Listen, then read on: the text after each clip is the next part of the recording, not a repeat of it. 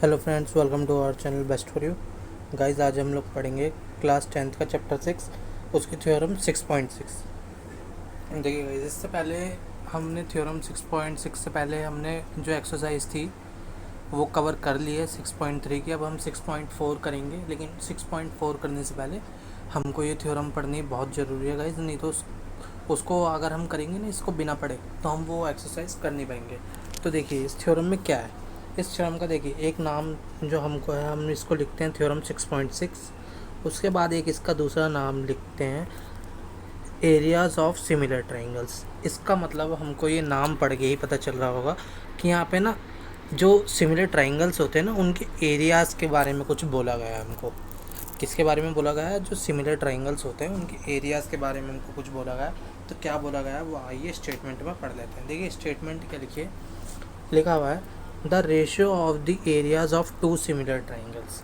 मतलब दो similar triangles हैं, उनका ratio is equal to the square of ratio of their corresponding sides. इसका मतलब है कि जो दो सिमिलर ट्राइंगल्स होते हैं उनका रेशो जो है वो इक्वल होता है उनकी कॉरस्पॉन्डिंग साइड्स के प्रोपोर्शन के या रेशो के। मतलब गाइज ये कहना क्या चाहते हैं, देखिए कहना चाहते हैं जो दो सिमिलर ट्राइंगल्स होते हैं, ट्राइंगल्स हमने मान लिए पी ए बी सी और पी क्यू आर, ये हमको कहा गया है कि दो सिमिलर ट्राइंगल्स हैं। अब देखिए हमको कहा गया है कि उनका जो रेशो है ना, उनके एरिया का रेशो देखिए फर्स्ट का एरिया और सेकंड का एरिया, उसका रेशो होता है उसकी साइडों के। मतलब कोई भी दो कॉरस्पॉन्डिंग साइड्स ले ली या ये ले ली और इनके स्क्वायर के, मतलब इनका स्क्वायर कर दिया जाए। इसका मतलब area of triangle A B C upon area of triangle P Q R हो सकता है इसके भी इक्वल, इसके भी इक्वल हो सकता है और इसके भी इक्वल हो सकता है। तीनों में से किसी के भी इक्वल हो सकता है। हमको ये प्रूफ करना है। तो चलिए ये प्रूफ कैसे करेंगे ये देख लेते हैं। तो देखिए सबसे पहले इसको प्रूफ करने से पहले ना गाइस हमको एक कंस्ट्रक्शन करनी पड़ेगी। कंस्ट्रक्शन क्या करनी पड़ेगी, हमारे पास ये ट्राइंगल दे रखे हैं ना हमको दो ए बी सी। तो गाइस इस पर ना हम ये परपेंडिकुलर खींच देते हैं। हमने क्या डाल दी, एक परपेंडिकुलर डाल दी। तो हम कंस्ट्रक्शन में लिख देंगे ड्रॉ आ, देखिए क्या लिख देंगे हम लिख देंगे draw A D perpendicular to B C और draw P M perpendicular to Q R, ये हमने लिख दिया। अब इसके बाद देखिए आ जाते हैं ट्राइंगल ए बी सी और ट्राइंगल पी क्यू आर में। गाइज हमको ये चीज़ प्रूफ करनी है, ये आपको ध्यान रखना है। अगर मैं इनमें से कोई एक चीज़ भी प्रूफ कर सकता हूँ, मतलब अगर मैं ये भी प्रूफ कर पाया ना गाइस, तो भी मैं बाकी के दोनों तो प्रूफ कर ही दूंगा। मतलब हमको यही मेन फोकस रखना है, इनमें से कोई एक इक्वल प्रूफ कर देना है इसके। तो वो कैसे होगा, देखिए हमको दे रखा ट्राइंगल ए बी सी जो है ट्राइंगल पी क्यू आर के सिमिलर है। ये कहाँ से आया गाइज, ये हमको गिवन दे रखा है। उसके बाद अगर ये गिवन है हमको, तो देखिए दो जो सिमिलर ट्राइंगल्स होते हैं एक, तो उनकी जो साइड्स होती है कॉरस्पॉन्डिंग साइड्स मतलब इसकी ये साइड और ये साइड, इसकी ये साइड और ये साइड, इसकी ये साइड और ये साइड आपस में प्रोपोर्शनल होंगी। प्रोपोर्शनल मतलब आपस में रेशो होंगी। मतलब A B upon P Q, B C upon Q R और A C upon P R होगी। कैसे होगा, सी पी एस टी से, corresponding parts of similar triangle से। ये होगा ऐसे। अब देखिए हमको और क्या करना है गाइस, उसके बाद ना हमने एक एंगल, ये एंगल बी एंगल क्यू के इक्वल मान लिया। हमने ऐसा क्यों माना गाइस, क्योंकि ना यहाँ पे अभी ना हमको ज़रूरत पड़ने वाली है इसकी। यहाँ पे इस क्वेश्चन में हमको अभी ज़रूरत पड़ेगी, इसलिए हमने एंगल बी जो है एंगल क्यू के इक्वल मान लिया है। तो हमने दो चीज़ मान ली सी पी सी टी से। अब इसके बाद आगे आ जाते हैं, आगे क्या करना है हमको। देखिए हमारे पास जो ट्राइंगल है, ये ट्राइंगल ए बी सी और ट्राइंगल पी क्यू आर, ये वाला ट्राइंगल। तो गाइज इसके अंदर area of triangle A B C जो होगा 1/2 इंटू बेस इंटू हाइट होगा। तो देखिए इसमें 1/2 बेस क्या है, बेस हमारे पास बी सी है और हाइट हमारे पास क्या है, हमारे पास हाइट जो है ए डी है। गाइज कैसे है ये देख लेते हैं। देखिए यहाँ पे B C upon A D और यहाँ पे भी Q R upon P M, ये हमको दे रखा है। देखिए कैसे, area of triangle P Q R होगा 1/2 इंटू बेस कितना है क्यू आर और हाइट कितनी है हमारे पास पी एम है। तो हमने ये दोनों फार्मूले लगा दिए। अब देखिए आपको ना जो प्रूफ में दिया हो आपको उसके अनुसार चलना होता है। अब देखिए आपको ये ना कॉरस्पॉन्डिंग साइड्स उसमें दे रखी है अपॉन में, मतलब ये एक दूसरे की डिवाइड हो रही है। तो हमने क्या किया, ये दोनों निकाल के, ये वाला और ये वाला निकाल के हमने इनको डिवाइड में रख दिया। तो डिवाइड में ये कैसे आ गया, देखिए area of triangle A B C, देखिए area of triangle A B C upon area of triangle P Q R. तो ये दोनों भी अपॉन में आ जाएंगे, तो ये अपॉन में आएंगे तो ये कैसे होंगे, मतलब इसके अपॉन में ये लग गया तो 1/2 से 1/2 कट जाएगा, और B C upon Q R लिख सकते हैं हम, और into A D upon P M. तो गाइज़ हमने B C upon Q R और A D upon P M इसको लिख दिया। अब देखिए हमारे पास A D upon P M और B C upon Q R आ रखा है। अब देखिए हमको ना बी सी स्क्वायर, मैंने क्या कहा था गाइस क्वेश्चन की शुरुआत में, कि हमको इन तीनों में से कोई एक चीज़ प्रूफ करनी है।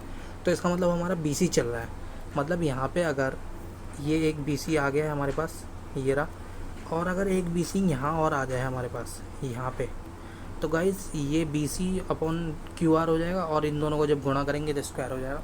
अब ना गाइस कुछ भी करके इसको B C upon Q R बनाना है हमको ये देखना है। तो देखिए ये कैसे करना है, अब हम आ जाते हैं दोहरा ट्रायंगल में। ये देखिए A D upon P M लिखा है, ये ए डी है, ये देखिए ये ए डी है और ये पी एम है। अब मुझे ना गाइस ये B C upon Q R या कुछ भी बनाना है जो इसके इक्वल हो। तो देखिए मैं क्या करूँगा गाइस, मैंने ना अभी प्रूफ किया एंगल बी इक्वल है एंगल क्यू के, angle B equal angle Q के है, और यहाँ हमको ये 90 दे रखे हैं। तो मैं इस ट्रायंगल के अंदर आ जाता हूँ। अभी किस ट्रायंगल के अंदर आऊँगा, देखिए मैं आ जाता हूँ, हमारे पास ये दूसरी जो वो है उस पर समझते हैं स्लाइड पे। देखिए हम आ गए यहाँ पे ट्रायंगल ए बी डी और ट्रायंगल पी क्यू एम के अंदर। तो देखिए एंगल बी और एंगल क्यू हमारे पास इक्वल है, हमने कहाँ से किए हैं, हमारे पास प्रूफ अबव है। प्रूफ अबव गाइस ये कहाँ पे है, ये देखिए ये हमारे पास ये रहा, ये है हमारे पास, ये लिखा हुआ। तो अब आ जाते हैं वापस से। तो देखिए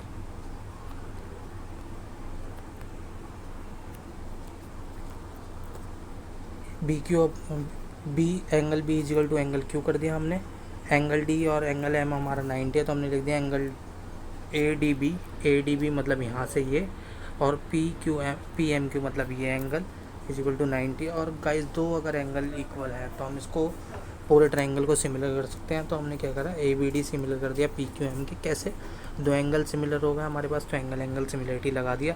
अब देखिए उसके बाद हमने क्या किया, A D upon P M था ना, तो A D upon P M हमने कर दिया A B upon P Q के equal. A D upon P M मतलब ये हमने इसके इक्वल कर दिया। और कैसे किया, सी पी एस टी से। अब देखिए फर्स्ट इक्वेशन में हम आए, तो जो अभी हमने देखिए इक्वेशन मानी थी, सेकंड इक्वेशन दिखा देता हूँ मैं आपको कहाँ मानी है। देखिए ये हमने सेकंड इक्वेशन मान रखी है।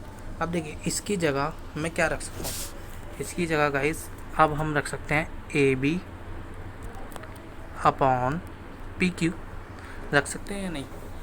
देखिए क्योंकि हमने अभी जो प्रूफ किया वहाँ पे हमने इन दोनों को इक्वल दिखाया, तो हमने इसकी जगह रख दिया ये।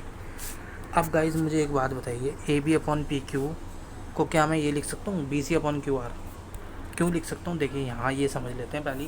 देखिए ये तीनों ना हमको गिवन में है, ये इक्वल है, सी पी एस टी से हमने इक्वल कर दिए।